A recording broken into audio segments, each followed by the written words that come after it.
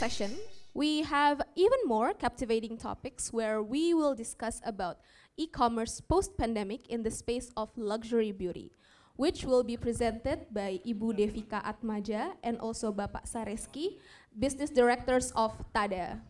Come on to the stage.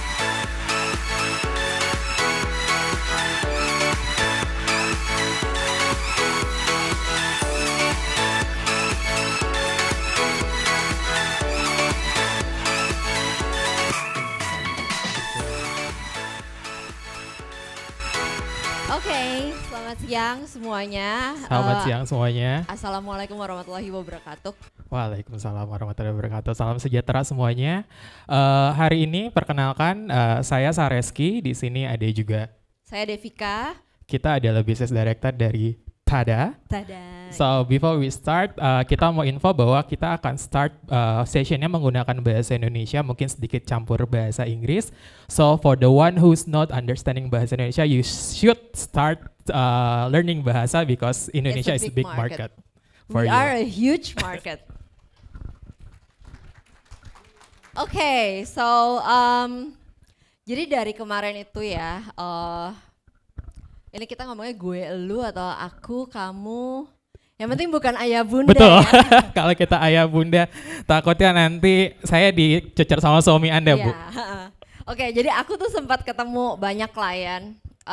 So they're talking about after pandemics gitu ya. Banyak banget yang mulai omni channel. Jadi either yang sebelumnya pure online mulai moving ke offline, atau yang pure offline they start to moving ke online gitu. Betul sekali. Tapi mungkin kita mau tahu ya, audiens di sini nih, kakak-kakak ya, biar muda semuanya. Ada yang mungkin dari fashion industry, boleh angkat tangan. Fashion, retail, oke. 1, 2, 3, oke. Nah mungkin apalagi FMCG mungkin ada? FMCG? Oh lumayan ya, lumayan banyak nih. Hospitality? Oke, tidak ada hospitality. Ada industri apa lagi ya di dunia ini? Banyak Otomotif sebenarnya, ya? banyak industri sekali Bu Devika. Oke, oh iya, speaker saya kebetulan. Oke. Saya lupa. Oke, sebentar ya. Oke, before we move forward, sebelum kita mulai, kita mau kenalin Tada itu apa. So, basically namanya adalah Tada. Really Tada, kayak kita mau kasih surprise buat teman kita, buat saudara kita, buat gebetan, buat selingkuhan dengan Tada, gitu ya. So, Tada sendiri kita adalah company Indonesia, jadi kita local company, di mana timnya kita, supportnya kita semua ada di Indonesia. Walaupun kita tim di Indonesia, tapi kita ada di mana aja Bu nih, presence-nya kita, clients-nya kita? Kita ada di Malaysia, ada di Singapura, ada di Philippines juga. Walaupun kita made in Bogor ya, karena CEO kita orang Bogor. Nah ini udah tahun ke-11 kita, dan puji Tuhan juga our clients is very growing lah ya. Gitu. Nah ini beberapa dari banyaknya klien-klien kita. Sorry. Oke, jadi sebenarnya kita agnostik, industri apa aja hayu. Yang penting mereka mau invest untuk customer-customernya dan untuk stakeholdernya. So di sini stakeholder tuh bisa channels. Mungkin kalau Bapak Ibu tadi ada yang dari FMCG, bisa untuk ke promoter, bisa buat ke retailer, kayak gitu. Nah ini yang tadi. Salah pencet, maaf ya. Oke, jadi balik lagi ke bahasan yang tadi. Saya banyak ketemu dengan klien yang memang dari online ke offline atau dari offline ke online. Dan memang bisnis yang mulai merambah ya ke omnichannel itu YOY growth-nya sangat baik gitu. Saya waktu itu ketemu dengan 2 beauty store. Saya nggak bisa sebut namanya siapa, tapi Anda pasti tahu kalau misalnya saya kasih tahu logonya atau inisialnya. Nah mereka nih mulai yang satu dari offline menuju online. Kalau yang satu lagi dulunya pure online, Terus sekarang offline, they even have kayak sekitar 40-an stores sekarang gitu. Bahkan sampai udah ke luar negeri juga ya ekspansi. Betul. Kenapa sih sebenarnya brand itu bisa achieve 91% greater ya year on year-nya sendiri gitu? Karena biasanya mungkin sebelum pandemic dia punya offline store, during pandemic dia mulai ranah ke online store.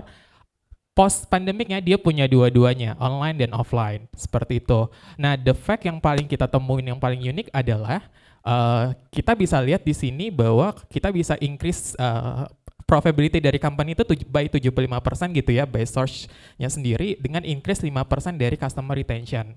Kenapa ini bisa terjadi? Nah, saya mau tanya di sini siapa yang punya membernya Starbucks? Angkat tangan. Oke. Who is the member of Starbucks? Oh, sampai gelas-gelasnya juga diangkat. Membernya Hati-hati, MAP? Kayaknya banyak sih yang punya member MAP ya. Betul. Kalau misalkan di sini kita ambil case yang ada di Cubic. You guys membernya dari Starbucks, sebelah ada Fore. Kalian akan masuk ke toko yang mana? Wah, jangan sebut mereknya, Kak. Oh, Starbucks. Why? Because kalian ada membernya. Apa? Udah tahu duit gitu. Oh benar, itu salah satunya tuh, udah taruh duit jadi nggak mau rugi. Nggak mau rugi, betul. Dan the fact adalah kenapa Starbucks ataupun yang punya membership itu bisa increase gitu ya, karena mereka memberikan benefit. Mereka increasing dari member-membernya mereka gitu ya.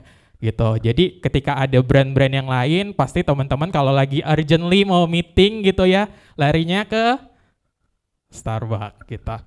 Starbucks ditunggu ya, paid promotionnya nih. Betul. Dan cost-nya sendiri sebenarnya lebih rendah gitu ya dibandingkan kita acquisition customer baru gitu dengan memanfaatkan customer kita yang existing. Nah Ki, tapi kan kalau MAP, Starbucks, they are a very huge company ya.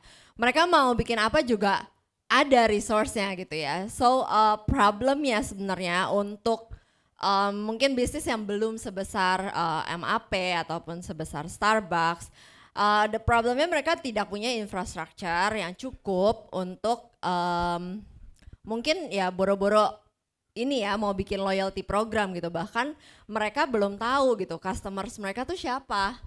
Betul gitu. Jadi biasanya teman-teman di sini mungkin yang di marketing itu akan mengolah dua data yang berbeda gitu ya. Satu data adalah data customer yang biasa belinya offline, datang ke store. Atau misalkan di FMCG siapa sih sebenarnya retailernya kita, consumernya kita tuh siapa gitu ya. Nggak touch langsung ke end customernya. Kalau di online, orang lagi nih datanya, yang datanya dari mana sih gitu. Datanya bisa dari marketplace atau misalkan dari social commerce seperti itu ya. Nah semua data itu biasanya scattered ya Bu Devika ya. Benar, nah ini kita juga ada logo Magento ya Pak Mul, Circle. Oke, jadi banyak banget klien kita yang memang mereka jualannya multi channel. Jadi bukan cuma offline stores, tapi ada their brand.com gitu ya, site-nya mereka. Terus ada yang pakai third party, ada juga yang mungkin kalau FMCG banyak banget di modern trade. Kayak misalnya Alfamart, Alfamidi, dan mart-mart lainnya gitu ya. Nah, mungkin kita bakal kira-kira feedback di hati nurani masing-masing gitu ya. Kita tahu kok datanya, kita punya kok gitu. Jadi dari marketplace kita dapat datanya, dari offline di toko kita ada POS gitu, tapi nggak sampai situ. Walaupun brand-brand punya database, sebenarnya database itu bisa diutilize sejauh mana bapak dan ibu atau kakak-kakak itu sudah utilize database-nya. Apa sih yang bisa diutilize? Betul, jadi sebenarnya ini juga kenapa kita sebut tadi ada dua brand itu ya, brand kopi. Kita ini deh karena belum paid sponsor sama kita jadi kita highlight brandnya. Brand kopi tersebut atau brand retail tersebut itu kan kalau misalkan kita pesannya dari food aggregator gitu ya, GrabFood, GoFood segala macam, kita nggak dapat benefitnya gitu. Dan data customernya itu berbeda dengan yang datang langsung ke store gitu. Jadi experience-nya mereka andalkan ada di store. Tapi can you imagine kalau mereka memanfaatkan juga data yang orang beli melalui food aggregator gitu. How big the data, right? Dan kalau misalkan datanya udah ada gitu ya, kita udah tahu siapa aja, itu bisa jadi fundamental dari brand. Brand bikin strategi bisa lebih lebih efektif, lebih terarah, dan tentunya budgetnya tuh lebih efisien ya. Jadi instead daripada mungkin menghambur-hamburkan seperti menebar garam ke lautan, mendingan memang menabur garamnya dimasakkan aja gitu. Nah, terus dari knowing your customers itu sebenarnya mengarahnya nanti gimana caranya meningkatkan si lifetime value-nya supaya si customer ini mungkin yang tadinya transaksi cuma sebentar, ya cuma during few times doang, gimana caranya biar itu lebih panjang atau bahkan impact-nya adalah mereka bisa referral misalkan. Plus ketika kita tahu data customer kita very well and kita mengenal mereka sangat baik, itu kita tahu gimana caranya mereward si customer ini. Okay, so the solution sebenarnya ya dari masalah-masalah tersebut yang tidak kenal dan jadinya tidak sayang, brand itu harus mengenal siapa sih customernya. Oke, kadang-kadang kita beli sesuatu dari online, terus kita beli dari offline. Tapi kita ujungnya akan terima 2 email yang mungkin yang satu treat kita sebagai customer online, yang satu treat kita sebagai customer offline. Padahal kita adalah satu orang yang sama ya. Betul, betul. Jadi targetingnya lebih enggak, yang dibahasnya adalah targeting audience, malah nggak jadi targeting optimal gitu ya, gitu. Dimana kan banyak juga behavior dari brand. Kalau kemarin kita ngobrol sama salah satu brand yang tadi Bu Devika bilang, orang tuh biasanya kalau nyobain produk beauty datang dulu nih. Benar. Betul ya. Kalau mungkin kakak-kakak di sini ya yang suka beli skincare, suka beli make up, biasanya kan kita swatching dulu nih offline, baru nanti belinya online gitu ya. Atau mungkin kalau fashion, beberapa item masih orang prefer untuk dia coba di offline untuk kemudian belinya di online, dia ngelihat dulu promo mana yang paling oke gitu. Nah, jadi kita harus tahu journey-nya customer kita tuh seperti apa. Mereka belanjanya online, mereka belanjanya offline, atau apa sih yang mereka suka gitu. Mereka biasanya buka handphone itu jam berapa, atau mereka secara demographic profilnya seperti apa. Nah, setelah kita udah tahu nih ya, kita harus connect dengan mereka. Connect with them in a whole new way gitu.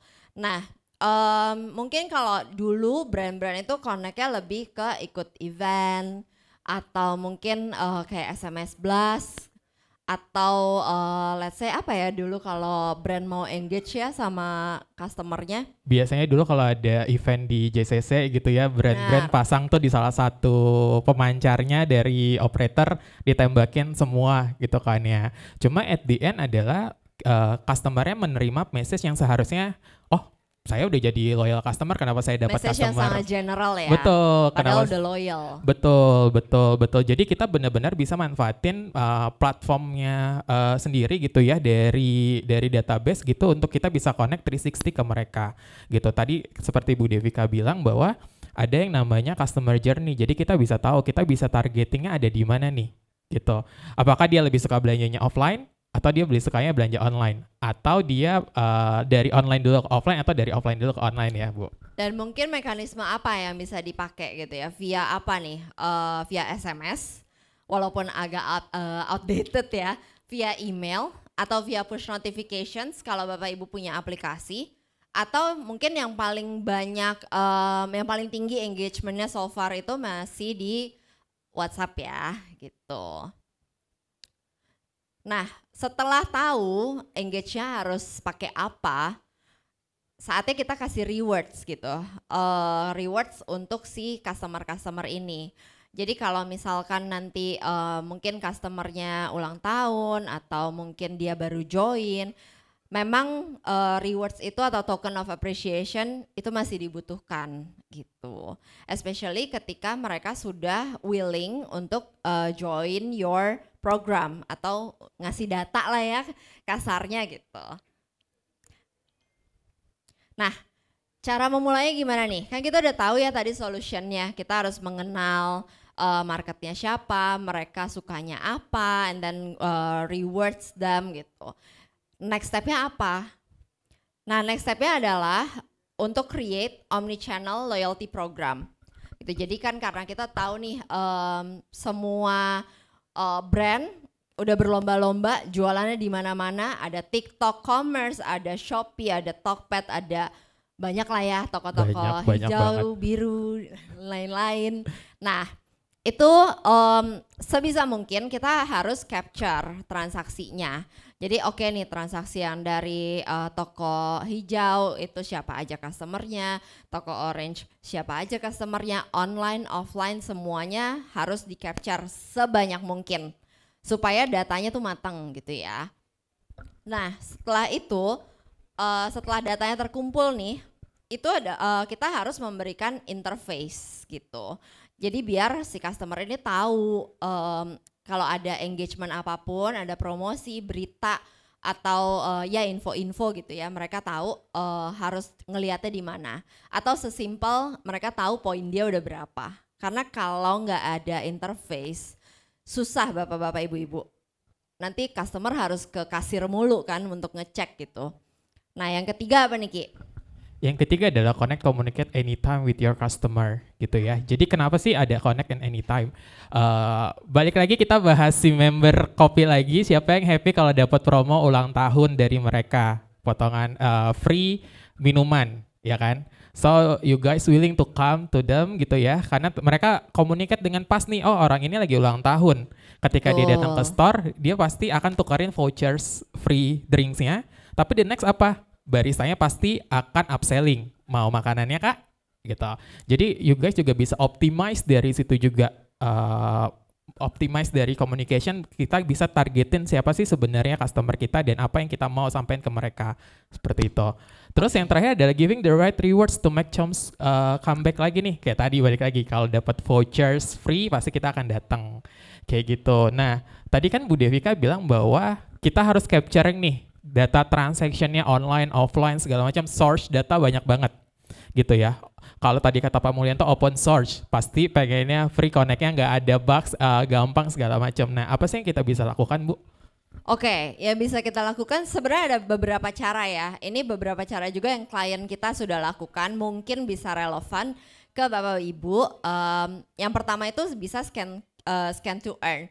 Jadi kalau misalnya pernah lihat ada unique code di packaging FMCG, any kind of brands gitu ya, bisa juga dapat poinnya dari situ gitu. Jadi customer scan QR and then they will get points. Atau yang kedua itu bisa juga dari unique code di key in gitu ya. Karena plus kita juga udah ada integrasi sama beberapa minimarket, jadi itu sangat dimungkinkan juga. Betul, betul. Jadi ini salah satu solution kita dari offline to online, seperti itu. Jadi kalau dia beli gitu ya, dia tetap dapat, ataupun dari online ke offline. Misalkan ada keterbatasan, oh sekarang marketplace nggak bisa kirim datanya full karena ada rules yang baru kan, kalau nggak salah nomor telepon nggak boleh dikasih.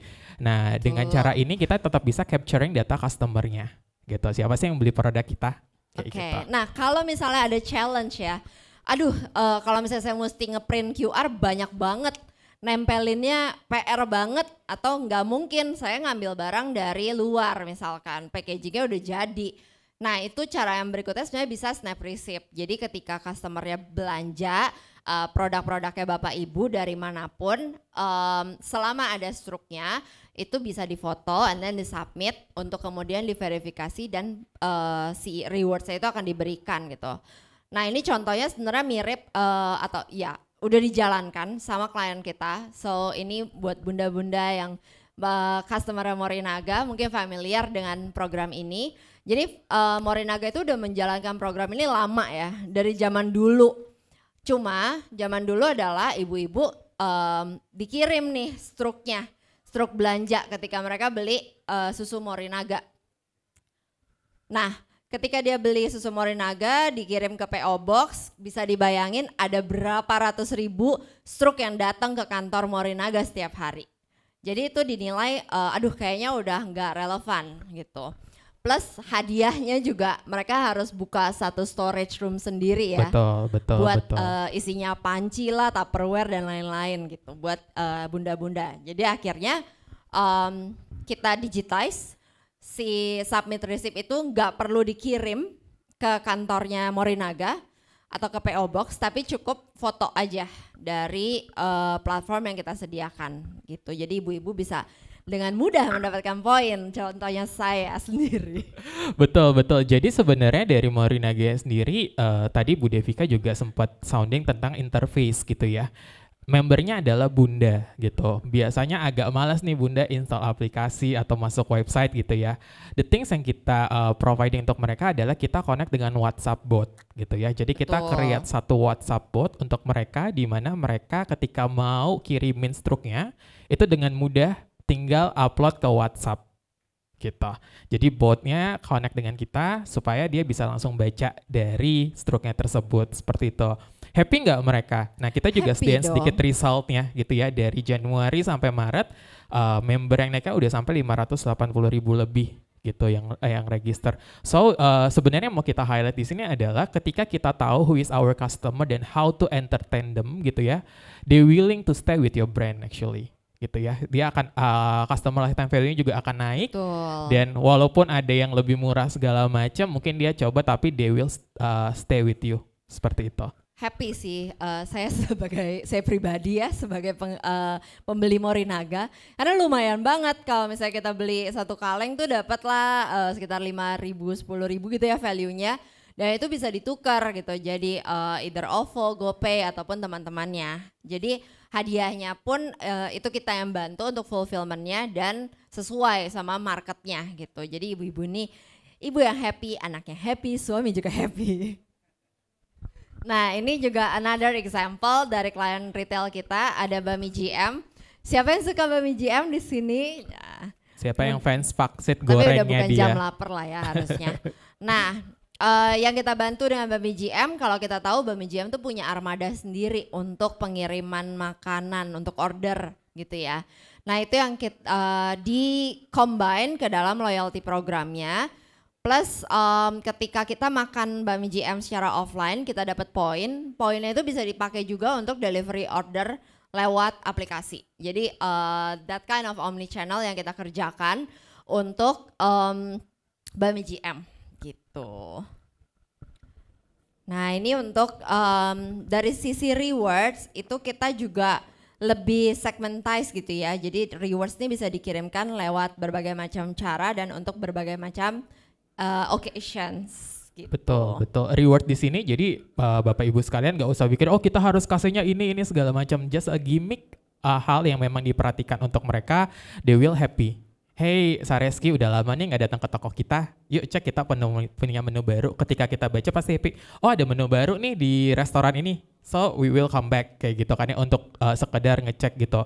Bayangin kalau kita harus kerja sama KOL, contoh restoran gitu ya, sekarang harga KOL mahal banget dan mereka punya briefnya juga lumayan independen, nggak mau diatur sama brand segala macam, but you guys have your customer sebenarnya gitu. Jadi you guys bisa incentify dengan cara hal-hal yang unik-unik. Say happy birthday, siapa yang gak suka diucapin ulang tahun gitu ya. 001 ternyata ngucapin pertama bukan pacar, bukan gebetan, bukan selingkuhan, tapi brand. Special kan jadinya. Special, jadi they will feel special kita. Oke, terus juga yang pasti part of how to-nya gitu ya, kita mau mencapai goals yang tadi adalah doing engagement activities. Jadi sama brand, dari brand ke customer tuh gak cuma melulu loyalty points, beli dapat poin, tapi ada engagement lainnya gitu. Jadi banyak banget sebenarnya yang bisa di-engage. Salah satunya mungkin kasih tahu info promo, tapi ada juga survey collection. Happy nggak sih kalau misalnya kita ditanya gitu ya, feedbacknya gimana pakai produk A gitu. Pasti kan senang, apalagi kalau feedback itu didengerin sama brand. Jadi sebagai customer pun they will feel special gitu. Nah ini salah satu biggest client kita, I think they are biggest beauty clinic juga ya di Indonesia dengan 100 cabang lebih. Nah yang kita bantu adalah untuk campaign blastnya mereka plus untuk bikin loyalty programnya mereka gitu. Jadi RH ini salah satu yang sangat aktif, kalau ada yang join mungkin jadi membernya MyRH. Mereka sangat aktif untuk ngeblast campaign dan itu memang buntutnya banyak banget upselling yang terjadi dari sini. Oke, Nah ini juga penting. Jadi ketika nanti udah jalanin loyalty program, it is just a program tanpa hasil kalau tidak ada analisa gitu ya. Betul. Jadi sebenarnya kesuksesan itu pasti at the end akan ditanya reportingnya gitu ya. So we also providing with a dashboard gitu, di mana di dashboard itu semua analisanya ada gitu. Mulai dari customer journey-nya, mulai dari customer scoring-nya, behavior-nya mereka gitu kan ya. Karena itu sangat penting untuk kita bikin next strategicalnya seperti apa. Apalagi next year, political years, ini akan lumayan cukup tough gitu ya. So we need to have a look our data for marketing and others. Siap. Nah ini salah satu hospitality. Tadi saya sempat nanya tapi gak ada yang dari hospitality kebetulan hari ini. Tapi ini juga salah satu bentuk omnichannel. Karena Art Hotel itu satu mereka multi profile gitu ya untuk customernya. Hotelnya Art Hotel tuh ada yang dari murah sampai yang lumayan gitu ya. Nah mereka kan harus tahu customer yang mungkin biasanya spend di hotel let's say B class sama yang A class itu pasti dibedakan. Mungkin treatmentnya ke customer sama-sama baik, tapi the way they communicate, terus mungkin promo apa yang harus dikasih ke customer dari A ke B itu akan berbeda gitu. Betul. Apalagi kalau di hospital itu kan service is number one ya. Betul. Gitu. Customer datang itu pasti happy ketika nama kita disebut. Terus pada saat kita check-in kita udah tahu roomnya udah dingin, terus ada coklat segala macam gitu. Jadi mereka juga memanfaatkan hal ini. Jadi mereka bisa lihat break historicalnya dari customer tersebut. Benar. Oh pernah nginep di hotel yang A, ketika dia nginep di hotel yang B juga punya insight yang sama. So they still stick together, stay di hotelnya Art Hotel. Betul sekali. Nah, jadi sebenarnya the key itu adalah untuk building seamless omnichannel experience. Ketika customer beli dari mana-mana, mereka nggak harus banyak manual proses yang dilakukan atau mungkin mereka kayak terlupakan gitu ya dari customer online, customer offline. Nah, ini adalah goals yang mau di-achieve. Selain omnichannel loyalty, di mana kita dari brand bisa melihat customer yang warawiri sebagai satu customer atau kita sebutnya 360 dengan mengetahui gitu ya seamless integration. Betul. Kita harapkan customer life cycle-nya juga jadi seperti ini. Jadi dari awareness nih, research, comparison, purchase, terus ngelingkar aja terus ya, purchase, experience, omnichannel dan seterusnya. Jadi ini kayak bukan lingkaran setan lah, ini lingkaran cuan gitu ya. Betul, karena biasanya buang budgetnya banyaknya di awareness ya. Ketika udah masuk ke part research comparison gitu ya, bagaimana caranya mereka purchase, experience, become the loyal customer, giving the rewards, advokasi mereka bisa saranin ke temen-temennya. At the end mereka bisa jadi profitnya dari perusahaan. Oke. Oke, so we hope yang kita sampaikan relevan untuk bapak-bapak, ibu-ibu bisa membantu juga. Sekarang kayak kita cuma keburu satu questions doang. Boleh, kalau barangkali ada yang mau bertanya. Yes, thank you. Any questions? One for one person. Silakan kalau mau pakai bahasa Indonesia juga nggak apa-apa. Bahasa apapun. Bahasa apapun, bahasa kalbu nggak apa-apa Mbak? Nanti kita dari Oh ya, hati-hati. silakan ada pertanyaan. Boleh berdiri mbaknya, sebentar.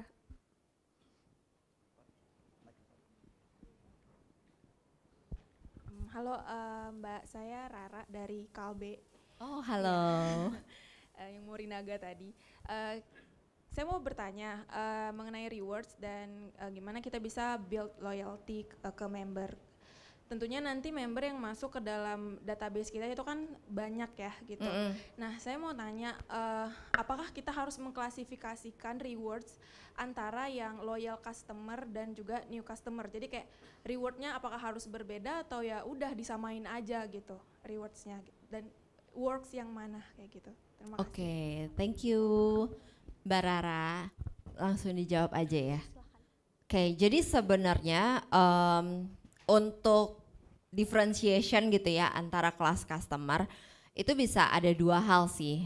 Yang pertama either dari dia dapat poinnya dipermudah, konversinya lebih besar, atau bisa juga rewards yang diberikan berbeda. Saya mungkin rewards itu nggak harus rewards yang dari poin ya. Bisa jadi ketika Mam A ulang tahun dapatnya apa, ketika Mama B ulang tahun karena dia tiernya mungkin lebih tinggi atau levelnya, itu bisa dikasih hadiah yang lebih besar. Menjawab pertanyaan atau ada yang masih? Tetap yang loyal sih biasanya. Betul, betul. Jadi biasanya di awal kita akan kasih untuk kayak sign up rewards gitu ya pertama kali. Tapi once dia udah jadi member, kita bisa manfaatin yang namanya tiering gitu ya. Jadi kalau teman-teman tahu kan ada tiering leveling gitu. Pastinya akan berbeda ketika kita levelnya gold sama kita levelnya silver. Kayak gitu. Kita bisa kasih kesempatan kalau level gold itu dia birthday misalkan let's say dapat vouchernya diskon 10%, tapi kalau misalkan silver hanya 5%. Itu untuk keeping mereka ada di level yang sama gitu. Seperti tadi Bu Devika bilang, kita juga bisa bedain dari earning points-nya gitu. Jadi ketika dia di silver, let's say dia transaksi sekali dapatnya 1 poin, tapi ketika dia transaksi di gold sekali dapatnya 2 poin. So they will keep it stay di gold kayak gitu. Menjawab Mbak? Thank you. Oke, ini ada pesan sponsor. Jadi bulan depan kita dari TADA akan ada hajatan ya, Game Changers Loyalty Summit. Jadi kita tunggu kedatangannya bapak-bapak, ibu-ibu di Hotel Mulia tanggal 14 September. Ini narasumbernya oke banget. Pasti bisa belajar banyak gitu. Oke, kita pamit ya. Thank you. Terima Have a kasih great semua. weekend everyone. Baik, berfoto bersama dulu.